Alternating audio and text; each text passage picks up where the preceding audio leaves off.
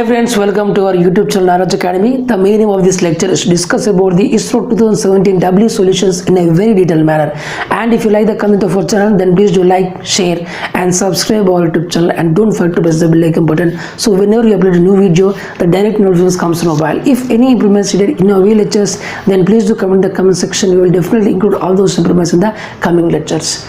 So why do waste more time? So let's get started. So now we will solve the 31 question. See the question here. What would happen if the field of a DC shunt motor is open? Suppose if the field of a DC shunt motor is open, then what is going to happen for this machine? So out of the four options, option C, speed will enormously increase and damaging the motor. So the speed is going to increase in a huge manner and the motor is going to get damaged. So now we'll discuss this question. So now we will discuss about the DC shunt motor. This is a circuit diagram of a DC shunt motor.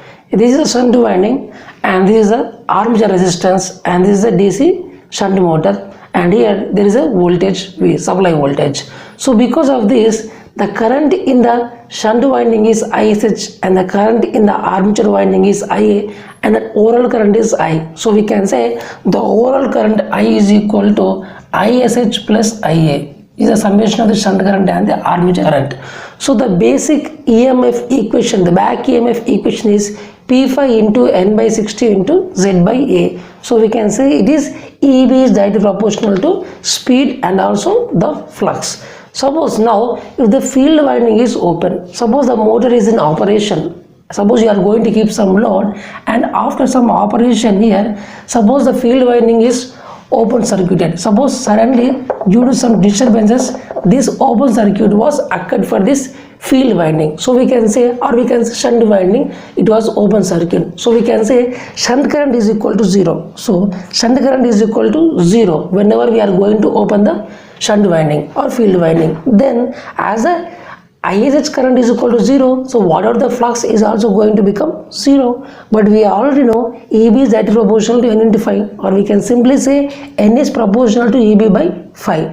So now as the flux is 0, then N value will become infinity. So therefore we can say the motor is going to rotate at very huge amount of speed, so therefore the motor is going to get damaged. So that is the reason never operate a DC shunt motor whenever the field winding is open. So if the field winding is open, then the shunt current is 0, so we can say the flux is 0, so therefore the speed will be very high. It is practically very high value. So because of this, the motor is going to get damaged. That is the reason never operate a DC shunt motor at open circuit of the field winding condition. And now let us discuss something important facts of a DC series motor also. This is a DC series motor in which the series field winding is in series with the motor. So this is supply voltage and this is the total armature current IA. So now suppose at no load, if there is no load, I am going to connect. There is no load at the starting. So therefore now I have given a supply voltage and there is no load I have applied for this motor, and then I have given supply voltage. Then you will see what is going to happen. So at the initial condition, as there is a no speed, as the speed is 0, so we can say as the speed is 0, the back EMF is also equal to 0, but current IA is equal to E minus EB by RA plus RSA. As EB is equal to 0, so we can say the amount of armature current is very high value. But already we have known the torque is directly proportional to flux into current. So the torque is directly proportional to flux into armature current. As the armature current is very high, but in a series motor, for DC series motor, the flux generated is directly proportional to armature current. So therefore, if you substitute here IA into IA only for DC series motor, so therefore we can say torque is directly proportional to IA square. As IA is very high, so we can say the overall electrical torque generated is also very high. So if the torque is very high, so we can say the speed of the motor will be very high, or we can say it is huge value, practically very huge value. So therefore it also going to damage the motor. So because of this all things, for DC series motor you don't have to operate at no load condition. If you operate at no load condition, the amount of torque is very high, so therefore the amount of speed will be very high. It is a practically very high, so therefore it is going to damage the motor. Suppose if the field winding is open, what is going to happen for a DC series motor? Suppose if the field winding is open, due to some disturbances. Then what is going to happen is, as the field winding is open, so we can say the armature current is 0. As the armature current is 0, the overall flux generated is also equal to 0, but we already know the torque is directly proportional to flux into current. As both the values are 0, so we can say the torque is also 0. If the torque is 0, then whatever the speed also will going to become 0. So if you open a field winding in DC series motor, nothing is going to happen for a DC series motor. But if you open a field winding in a DC shunt motor, the speed will be very high. It is going to damage the motor. So these are the very things which you have to understand the concepts. So always you don't have to operate the DC shunt motor at whenever the field winding is open, because the speed will be very high. And also if you operate a DC series motor at no load condition, the speed will be very high. But if the field winding is open, then the speed is going to become 0, means nothing is going to happen for a DC series motor. So if the field winding is open, nothing is going to happen to a DC series motor. So only two things you have to remember: never operate a DC shunt motor at whenever the field winding is open, and never operate a DC series motor at no load condition. If you operate at these two conditions for these two motors, the speed will be very high and the motor is going to get damaged. So now we are going to solve the 32nd question. See the question here. If the supply frequency to the transformer is increased, then iron loss. Suppose if the supply frequency is increased for a transformer, then what is the nature of the iron loss? Where it will increase, decrease, or it will remain constant? This we need to figure out. So what are the four options? Option A, it will increase. So whenever the frequency increases, the iron loss is going to get increased. And now we will discuss the solution regarding this question. Basically, this is a two-winding transformer in which this is the primary winding and this is the secondary winding. So we are going to connect a load to a secondary winding, and for the primary winding we are going to give a supply voltage. Then here, suppose if you are going to increase the frequency of the supply, then what is the nature of the iron loss in a core? So iron loss in a core is because of it is a summation of the hysteresis loss and also eddy current loss. So iron loss is nothing but it is a combination of the hysteresis loss and also eddy current loss. So hysteresis loss is going to occur. It is going to occur because of the magnetic dipoles in a magnetic material. So because of the magnetic dipoles in a magnetic material, they have to alter the direction if you are going to change the direction of the magnetic field. So because of that, it is going to consume some amount of energy, and that energy we say it as a hysteresis loss. And eddy current loss is nothing but because here we are going to use a magnetic core and there is a change of alternating flux. So whenever there is a change of alternating flux, then definitely there will be a current is going to get induced. That current is called as the eddy current. So because of this eddy current and some small amount of resistance of this core, there is a loss. So we say it is a eddy current loss. So finally, because of these two losses, the core is going to get heated up. So because of this, we say it is a iron loss or core loss. It is a summation of the hysteresis loss and also eddy current loss. So the basic definition or the formulas of the hysteresis loss and eddy current loss, which are the pH is equal to Kh into Bm to the power of X into F into volume of core. This is the expression of the hysteresis loss in a transformer. And the eddy current loss, which is Pg is equal to Ke Bm square F square T square, where T is called as the thickness of the laminations, because here we are not going to use a single core of transformer because it is going to have huge amount of eddy current loss. So because of this, we are going to use a thin amount of laminations. If you are going to use a thin amount of laminations, then we can say the resistance is huge, so we can say the current value is going to get decreased, so therefore the overall value, power loss, will going to decrease. So that is the reason we are going to use a laminations of the core in order to reduce the eddy current loss. Suppose here in the question they have said that I am going to increase the frequency of the supply. Then what is the nature of the iron loss? So here I am going to assume that V by F value is constant. V by F is nothing but if I am going to increase the frequency, then also I am going to increase the voltage in such a way, therefore the voltage by frequency is constant. See, the question they have specified the frequency is increasing, so I am going to assume another thing, which is the voltage is also I am going to increase, so therefore the voltage by frequency ratio is constant. So here the amount of EMF induced, in these coils because of alternating flux, because of alternating flux in a core, which is the RMS value is equal to E is equal to 4.44 NF phi m, where n is the number of terms and phi m is the maximum amount of flux. But here the supply voltage is nearly equal to the EMF induced in a coils, so therefore V is nearly equal to E. But the maximum flux is equal to, so Bm is equal to phi m by A, maximum flux density is equal to phi m by A, so phi m is equal to, so we can say phi m is equal to Bm into A, Bm into A. So if you substitute here, we are going to get Bm into A. So now if I take this F value downward, so V by F, so we can say Bm is directly proportional to V by F, as V by F is a constant. As V by F is constant, if V by F is constant, then definitely Bm is also constant. So therefore we can say here Bm will become constant. So we can say pH is directly proportional to frequency and P is directly proportional to square of the frequency. So same thing I have written here, pH is directly proportional to frequency and P is directly proportional to square of the frequency. So now I want to remove the proportionality constant, so therefore pH is equal to A into F, where A is the proportionality constant, and P is equal to B into F square, where B is the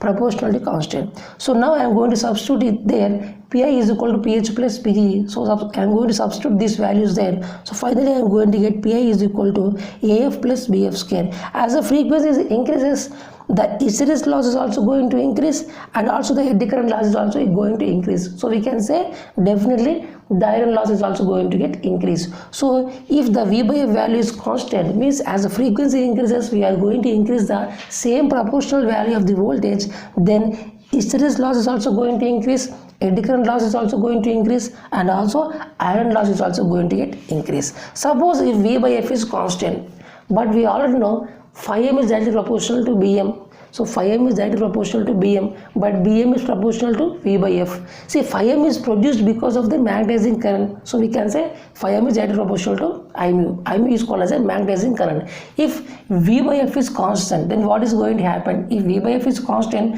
Bm is constant, then phi m is constant, then we can say I mu is also constant. So finally we can say whenever the V by F is constant, if you are going to increase the frequency, then definitely the iron loss is also going to increase, and also the magnetizing current will always remain a constant because Bm is constant. So this is the correct solution of this question. So now we are going to solve the 33rd question. See the question here. The maximum temperature permitted for class A insulation is. So basically in this question they are asking what is the maximum temperature allowed for a class A insulation. So what are the four options? Option B, 105 degrees centigrade is the correct solution of this question. And now we will discuss what are the different types of insulations of classes are present, and what are those examples of those classes of insulation, and also the maximum amount of temperature they can withstand. All these things now we will discuss. So option B is the correct solution of this question. So now we will discuss the different types of class of insulations and also the maximum temperature they are allowed, and also some of the few examples regarding the class of insulation. All these things now we are going to learn here. So class of insulation, we are going to classify the insulations like Y, A, E, B, F, H, C. These are the types of class of insulations, and also the maximum temperature they can be allowed. So for Y class we can operate up to 90 degree, and for A we can operate only up to 105 degree, and for E we can operate up to 120 degree, and for class B insulation we can operate up to 130 degree, and for class F insulation we can operate up to 155 degree centigrade, and also for H class of insulation we can operate up to 180 degree centigrade. Maximum they can operate up to this much amount of temperature, and for class C insulation we can operate up to 180 to 225 degrees centigrade. These are the types of insulations. So based on the temperature we can use them as per the required application. So some of the few examples of class 5 insulation are cotton, silk and paper. These are the best examples of the class Y insulation, and the examples of class A insulation are the natural resin, insulating oils and the varnished paper. Means we are going to give some coating for the paper, varnish, that is called as a varnished paper. And some of the examples of class A insulation are the wire, enamel and synthetic resins. And also some of the examples of the class B insulation are the mica, glass fiber, asbestos with a suitable coating. And some of the examples of class F insulation are the glass fiber with extra bonding materials. And also some of the examples of class H insulations are the silicon resins, and some of the examples of the class C insulation are the ceramics and quartz. These are the examples for each and every class of insulation and the maximum allowed temperature they can be operated. So for in the question they are asked about for the class A insulation, what is the maximum temperature they can be operated, which is 105 degrees centigrade. So this is the correct solution of this question. So now we are going to solve the 34th question. See the question here. The frequency humming in the transformers is mainly due to. So in the question they are asking the humming noise in a transformer is basically because of which factor. So what are the four options? Option B, magnetostriction is the correct solution of this question. And now let us discuss why this is the correct solution of this question. So now here this is a magnetic material. So for every magnetic material there is a consist of the magnetic dipoles. So magnetic dipoles means it is nothing but a small magnets of north pole and south pole. We can assume like that. It is a dipoles. These are the magnetic dipoles which are going to present in a magnet. Suppose if you are not going to give any external magnetic field for this ferromagnetic material, then what is going to happen is all the dipoles are going to arrange in random fashion and the total flux generated by them is equal to 0, because here this north and south pole, this magnetic dipole can produce the magnetic field in this direction, and this is in downward direction, and this is in the left side direction, and here also this is the right side direction. So because all these magnetic dipoles are arranged in random manner, if you are not going to give any external magnetic field, so because of this all the fluxes, each and every magnetic dipole can produce a magnetic field in random direction. So because of this the overall magnetic field generated by this core is nothing but 0 if you are not going to give any external magnetic field. But now suppose I am going to give an external magnetic field in this direction, in the forward direction, then all the magnetic dipoles are going to arrange in themselves in the direction of the magnetic field. So all the south poles are in left side and all the north poles are in right side. So all the magnetic dipoles are going to arrange in a similar manner, then this magnetic can easily flow through this core. But suppose if I change the direction of the magnetic field, then all these magnetic dipoles should rearrange themselves. They have to move or rearrange in themselves in such a manner. Again they have to become north side for the left portion and south for the right portion. Suppose if you are going to give an alternating magnetic field, so one time for a positive half cycle in the right direction and for the negative half cycle it is a left direction. So we can say we are going to give a alternating magnetic field with respect to time. So for a positive cycle, let me assume it is a forward direction, and for the negative cycle it is in the left side direction. So because of this, these magnetic dipoles should always oscillate because they have to arrange themselves in the direction of the magnetic field. So because of this some amount of energy is being lost. So we say it is a hysteresis losses. And also because of this changing of dimensions, because of this poles has to change the direction of rotation, so because of this a small amount of dimensions is also going to change. See, the dimensions of this core is going to get changes because of this oscillations of this dipoles. So because of this only we are going to listen a small amount of humming noise whenever you go near a transformer, and if you listen carefully there is some amount of humming noise like zzz. This type of noise is going to hear because because you are going to give a alternating magnetic field. So because of this the dipoles are going to change their direction or they are going to rotate alternatively. So because of this the dimensions of this magnetic material are going to get changed and we can listen a humming noise. This humming noise is produced because of the principle. We say it is a magnetostriction. We say it as a magnetostriction. This is called as because of this we can say that this material is going to produce a humming noise because of the oscillations of this magnetic dipoles whenever you are going to give a alternating magnetic field. Suppose now I am going to make this B is equal to 0. So I applied the external magnetic field and after some time I am going to make this as 0. Even now if you apply the 0, suddenly if you want to make it to 0, then what is going to happen is even then these dipoles are going to arrange themselves in the same manner. So because of this, the magnetic field will be produced here. So it is going to act like a magnet. But if you want to remove this magnetism property, or we say this is a residual magnetism, even if you are not going to apply any external magnetic field, but previously you have applied, but suddenly you have made it to zero, then still the magnetic dipoles are going to arrange themselves in the same direction, and still it is going to act like a magnet, and the magnetism which is produced is called as a residual magnetism. But now I want to make it into a non-magnet. Then what I have to do is I need to heat this material, or I can even heat this material with some rod. I can hit this magnet, or either I can hit this material. So because of these two phenomena, these again dipoles are going to arrange themselves in a random manner like the previous one. Then we can say the overall flux, the overall magnetic field generated by this core is zero. So we can say it is nothing but a non-magnet. So now B can become zero. So B can become zero. So we can say it is not a magnet anyhow. So if you heat this core, or whether you hit this material with any rod, then all the dipoles are going to arrange themselves in a random manner. So overall flux or overall magnetic field produced is zero. So it is not a magnet anymore.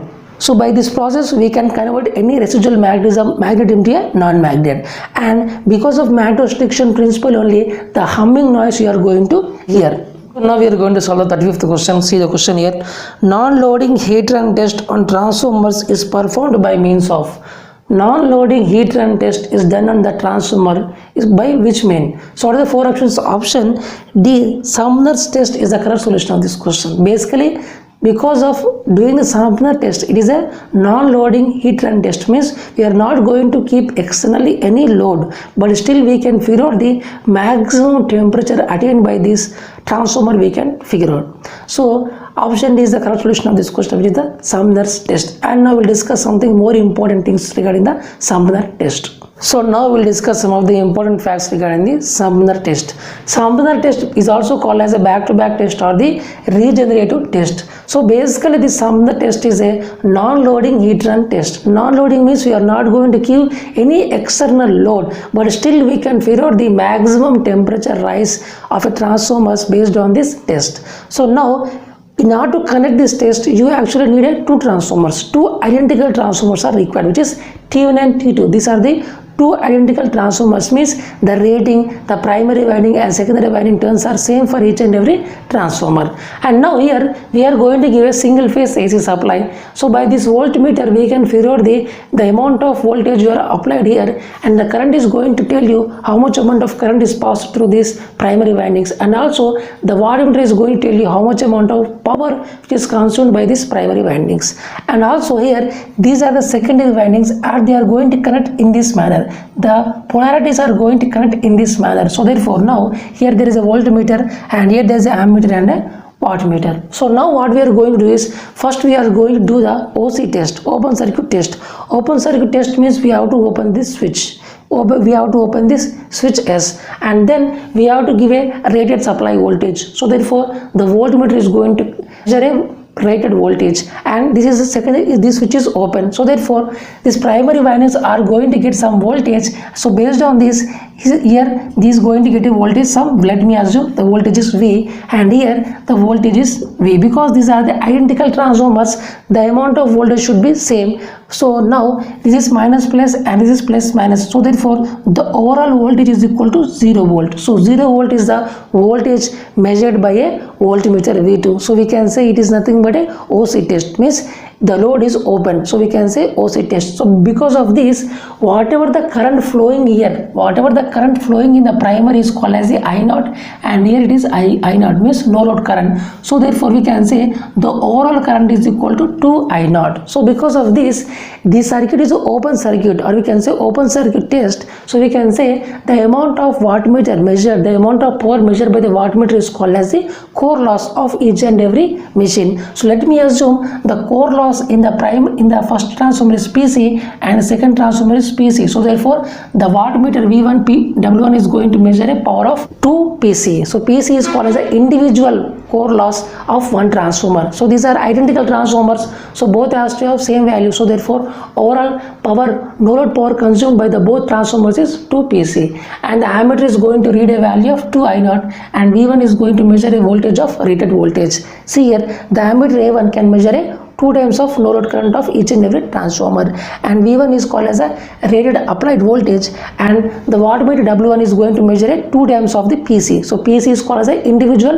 core loss of each and every transformer. So all these things now we have discussed. So with the help of OC test we can figure out the amount of no load power in the transformer or core loss which is going to occur in the transformer we have figured out. So now we have to do a short circuit test. So how we are going to do a short circuit test? Listen carefully here. So now we are going to do a short circuit test. How means here, this is a auto transformer. So I want a voltage here. So here I need to do like this. I need to take a supply voltage from here. I have to take a supply voltage and I have to give auto transformer. So from this I need to keep an ammeter and a wattmeter. And this switch now I am going to close it. Now I am going to close it. Then what is going to happen is here these two are connected in series manner. The secondaries are connected in a series manner with a series opposing manner, or we can say series opposition, because in one coil the current is leaving the dot but it is entering in the other one. So we can say series opposing.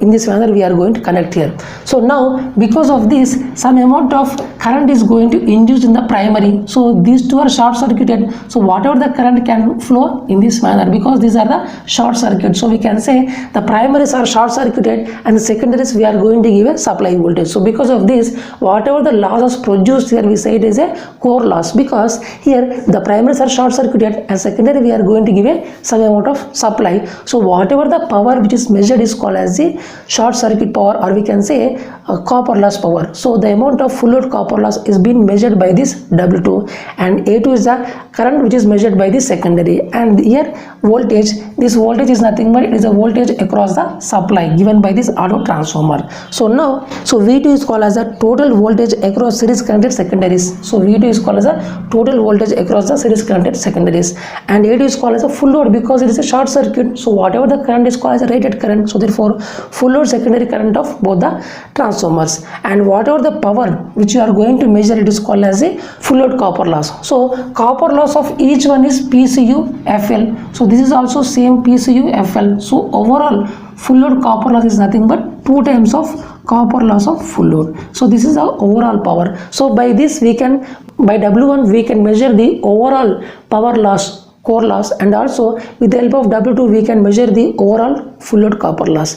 Then if you do this process for nearly 48 hours, if you do this process for nearly 48 hours, then transformer is going to have, basically we are going to immerse the transformer in oil. So if you conduct this experiment for nearly 48 hours, the oil is going to get heated. So therefore at each and every hour you can measure the amount of temperature. So each and every hour you can measure the amount of temperature, and then in this duration of 48 hours you can know at which hour the maximum amount of temperature is being raised. So here we can say basically the Sumner test is a no load test, or we can say non-loading. We are not going to keep any external load, but still we can figure out the maximum amount of temperature rise of a oil of a transformer. So with the help of this we can figure out the maximum amount of temperature. So if you conduct this experiment for nearly 48 hours for a large rating of transformers, then the oil is going to get heated in a transformer, and by using the measurement we can figure out at each and every hour what is the maximum temperature rise, and then in the overall time period what is the maximum temperature rise we can figure out with the help of this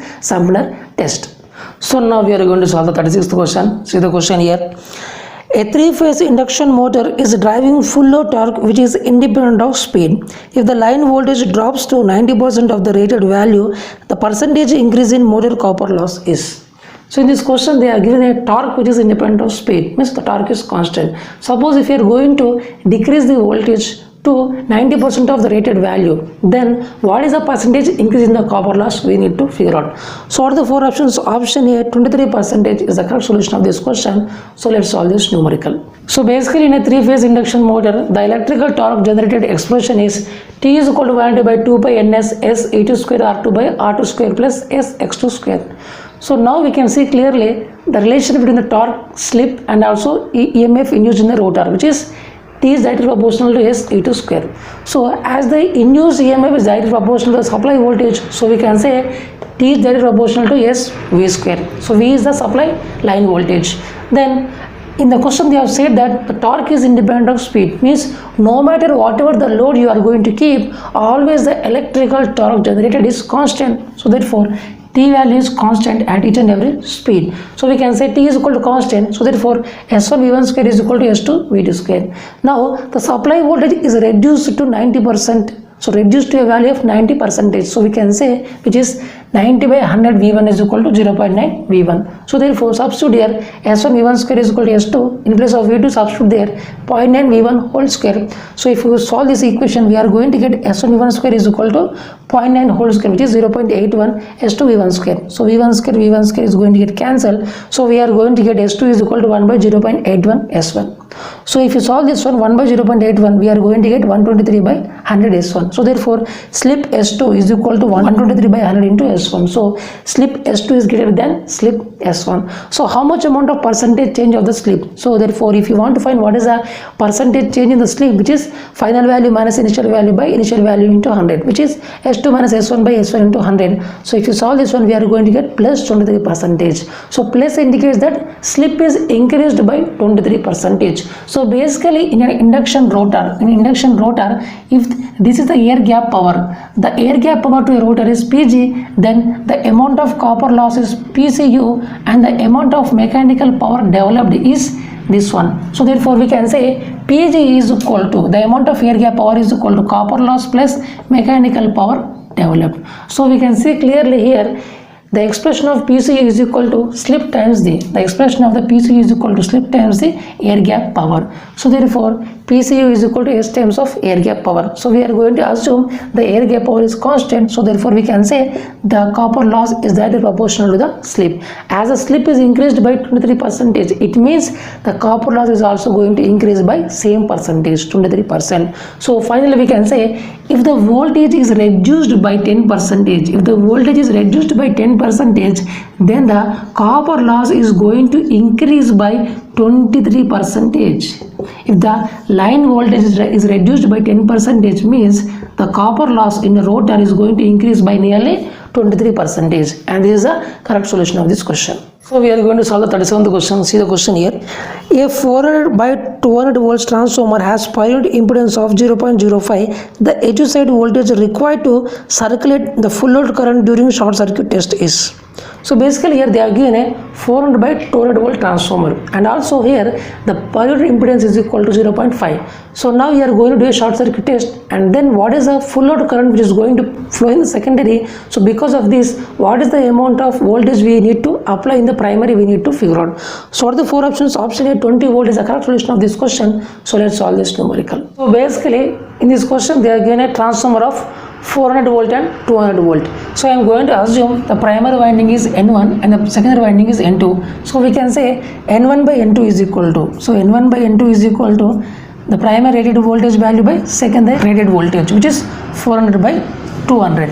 So now here in the question they are given the per unit impedance is equal to 0.05. It is same for primary and also for secondary, because per unit impedance is same for primary and secondary in a transformer. And now suppose if you are going to do a short circuit test, means the secondary short circuit test, then how much amount of voltage required for the primary. So therefore the rated full load current is going to flow in the windings. Then what is that value we need to figure out. So I am going to give you two methods. The first is the basic procedure, standard procedure, and then I am going to give a shortcut formula in order to solve this question. So now this is a 400 volt and 200 volt. So the primary side I am going to assume the base voltage is 400 volt, and the secondary side the base voltage is 200 volt.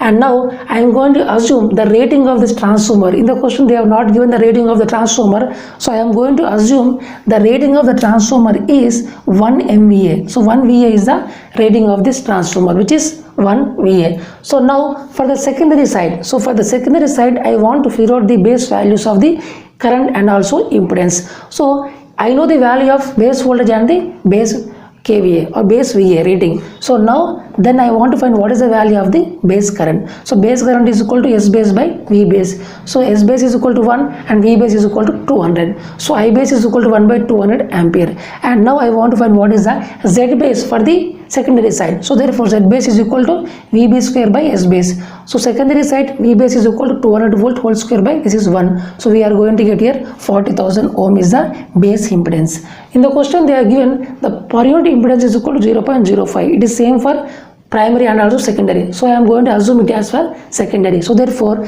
Z per unit is equal to Z actual by Z base. So Z actual is equal to Z per unit into Z base. Z per unit is equal to 0.05 and Z base is for the secondary side which is 40,000. So if you solve here we are going to get 20,000. So therefore the impedance, the actual impedance in the secondary side, the actual impedance in the secondary side is 20,000 ohm is the here. This is the actual impedance of the secondary side. So now I am going to give a short circuit test. I am going to do a short circuit for the secondary. So now here I need to flow a rated current or full load current. So rated current and full load current is nothing but here base voltage by base volt, or we can say base power by base voltage. So therefore base power by base voltage means rated MVA by the rated voltage of the secondary. So here rated voltage are the base voltage itself.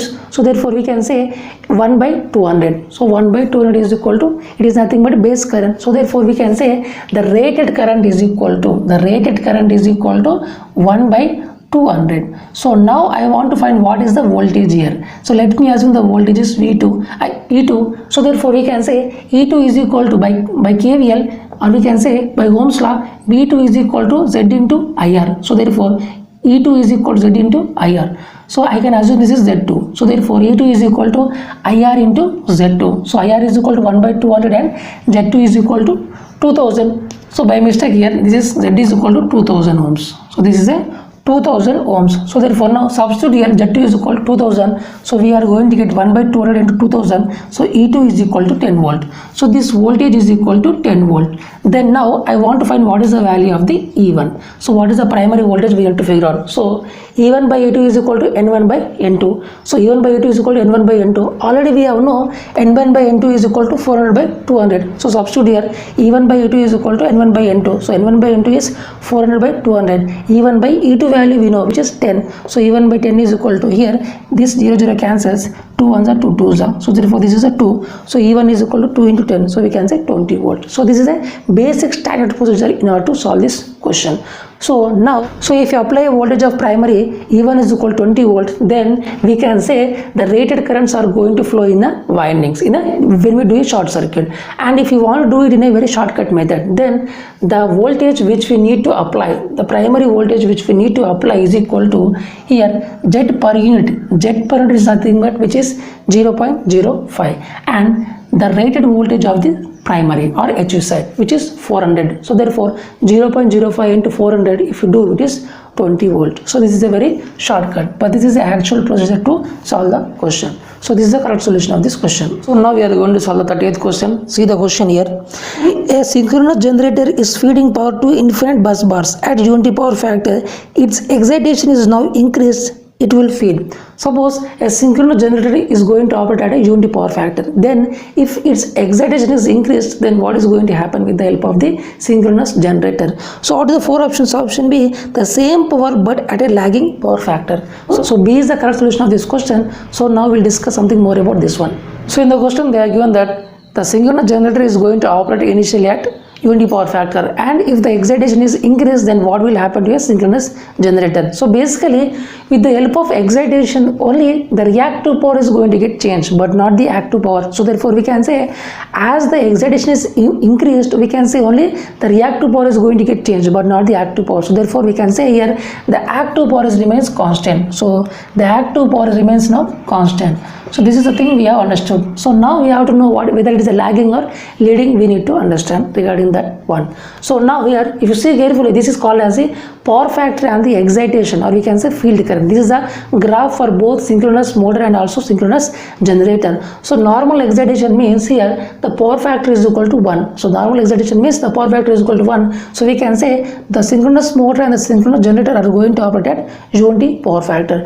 And if you do the excitation above the normal excitation, we say it is a over excitation. And if you give a excitation lesser than the normal excitation, we say it is a under excitation. So now we are going to excite more than the normal excitation, means we are going in the over excitation. So in the over excitation, what is the nature of a generator and also synchronous generator and the synchronous motor? So easy way to remember is here there is a G. So we can see here it is lagging nature. So G means here generator, so lagging nature. So here it will be reverse, so leading. And here if it is a motor is leading, means in this under excitation it will become lagging nature. And then here in generator is lagging in the over excitation, so it will become reverse here, it will become now leading. So now we can say as we have given over excitation, so we can say the synchronous generator is going to operate in lagging nature. Lagging nature means very simple. Lagging nature means the generator is going to give a lagging current to a load. So suppose this is a generator, so this generator is going to give a lagging current to a load. So lagging current is nothing but I is equal to lag the voltage. So whatever the load voltage, this current is going to get lagged. So this is a voltage across a load and this is the current I. This current is going to lag the voltage. So whenever a current is lagging the voltage, we say it is a inductive load. So the load is nothing but it is a inductive load. So inductive load always going to absorb an active power and also reactive power. So this lagging load is always going to absorb the active power and also active power and also the reactive power. So we can say this generator is going to deliver the reactive power to a load. So we can say in the over excitation for generator and the motor, the Q is outward, means Q is outward means the Q is generated by the generator to flow into a load, whereas here it will be a leading load. So if you apply a leading load, so this is the generator and we are going to apply leading load, means the current is going to lead the voltage across a load. So therefore we can say current is leading the voltage across a load. So we can say simply this is a leading load. Leading load is nothing but it is going to accept the active power, but it is going to deliver the reactive power. So reactive power is being delivered by the load, means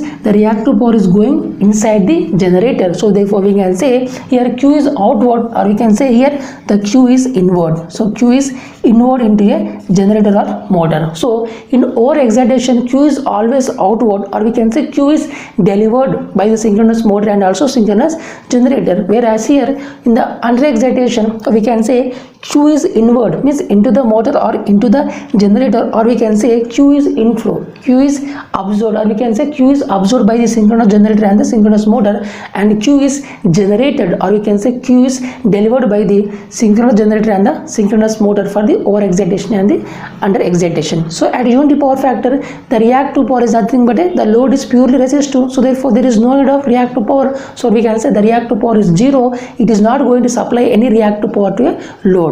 So we can say here Q is equal to 0.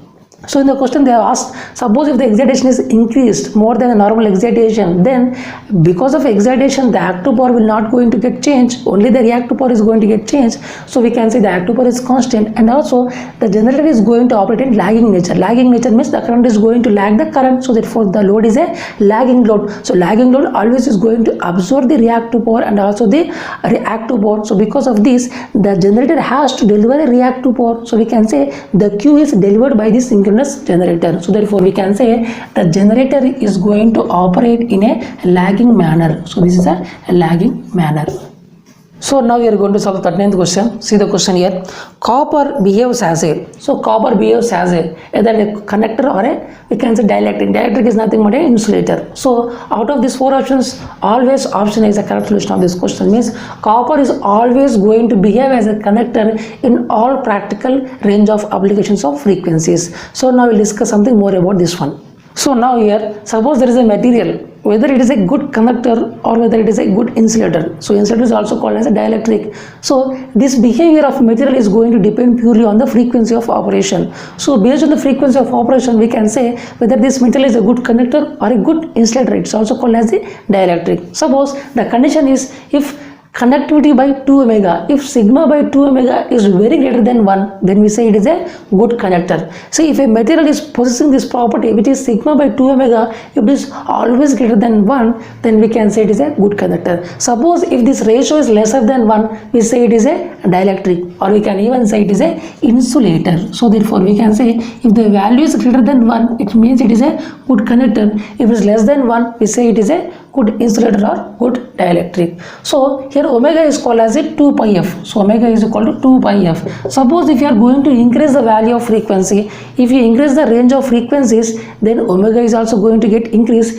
If the omega is going to get increased, then we can say this ratio is going to get decreased. So we can say if you increase the frequency, if you increase a very huge amount of frequency, then this ratio is going to get decreased. It may become lesser than 1. So we can say that a good conductor can behave a dielectric if you increase the range of frequencies. So if you increase the range of frequencies, a good conductor can become a good insulator by increasing the range of frequencies. Then what is going to happen for a pure copper? For a copper, we can say the conductivity is nearly 6 into 10 to the power of 8. It is a very highest amount of conductivity when compared to aluminum and silver. Copper has huge amount of conductivity, which is 6 into 10 to the power of 8. So therefore we can say here sigma by 2 omega. So if you do sigma by 2 omega for all practical range of frequencies, so for all practical range of frequencies, that sigma by 2 omega is always greater than 1, because the numerator itself is very huge value. So for all practical range of applications, we can say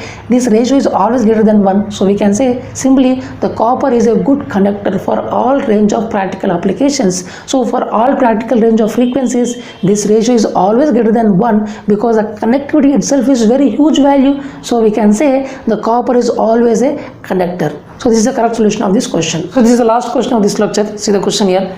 The dielectric strength of SF6 gas used in circuit breakers is approximately. So what is the dielectric strength of the SF6 gas? Hexafluoride. So sulfur hexafluoride gas. What is the dielectric strength? We need to see here. So what are the four options? Option B, it is 2 to 3 times more than air. So option B is the correct solution of this question. So let's discuss something more about this one. So now we'll discuss something more about the circuit breaker. So basically circuit breaker does three important things in a power system, which is it is going to short circuit the line, or whether it can open the line, and also it is going to protect the load from huge amounts of faults. These are the three things, or we can say these are three operations done by a circuit breaker. So here circuit breaker is, so in power system there are four types of circuit breakers, which are the SF6 circuit breaker, oil circuit breaker, vacuum circuit breaker, and the air circuit breaker.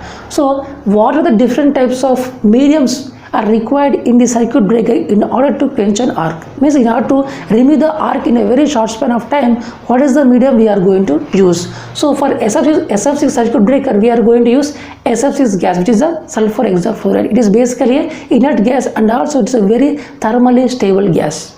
Whereas in the oil circuit breaker, the arc quenching medium is the insulating oil, and whereas the vacuum circuit breaker, the name itself indicates that here vacuum is used in order to quench the arc. And for the air circuit breaker, the word itself indicates that here we are going to use air in order to quench the arc.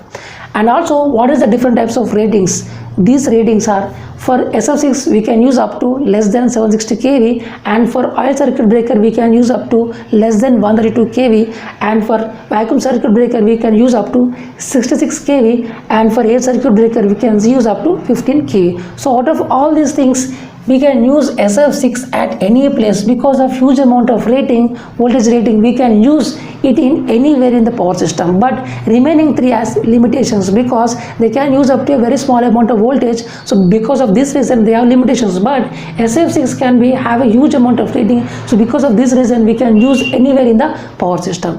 Whereas the oil circuit breaker, it is going to used in those lines where we can interrupt a low current at high voltage. Whereas the vacuum circuit breaker is used in the remote areas and also in the rural areas. And also here it is going to interrupt a line which has a low voltage and the high current.